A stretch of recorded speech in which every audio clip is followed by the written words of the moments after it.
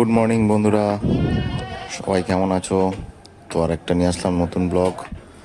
তো আজকের ব্লগটা ছিল, আজকে বাড়িতে একটা অনুষ্ঠান ছিল, তাই কিছু খাসির মাংস কেনার ছিল। তো সেই খাসির মাংসের ভিডিও নিয়ে আজকে আসলাম। তো দেখো আজকে যে খাসিটা নিচ্ছে পুরো একদম রেয়াজি খাসি। আর এটা হচ্ছে কল্যাণী বুদ্ধ পার্কের খাসি, সবাই চেনো পাপ্পুর দোকান।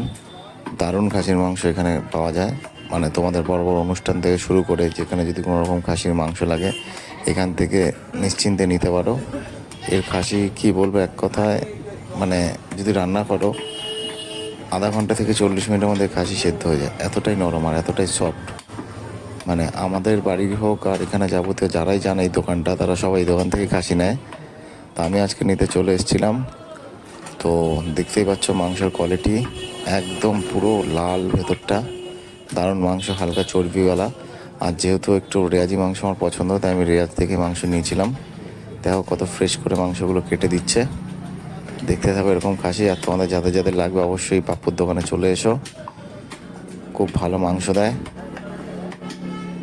আর অ্যাড্রেসটা তো তোমাদের বলেই দিলাম, কল্যাণী বুদ্ধ পার্ক, একদম বুদ্ধ পার্কের ওয়ার্ড অফিসের সাথেই এই পাপ্পুর খাসির দোকান।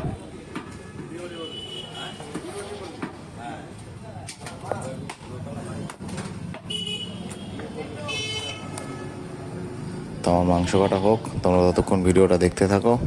তো আজকে আমি নিতে এসেছিলাম প্রায় 45 কেজির মতন মাংস।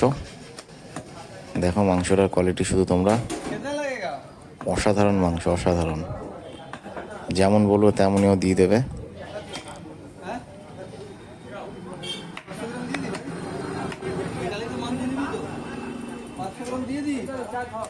এটা ধর, আমি ওটা এক্সট্রা নিচ্ছি, 40 কিলোটা পুরো ফাইনাল পাকানতে দে একদম। তো চলো ভিডিওটা বড় করছি না, এখানে শেষ করছি। আজকের মতন টাটা, আবার দেখাও একটা অন্য ভিডিওতে।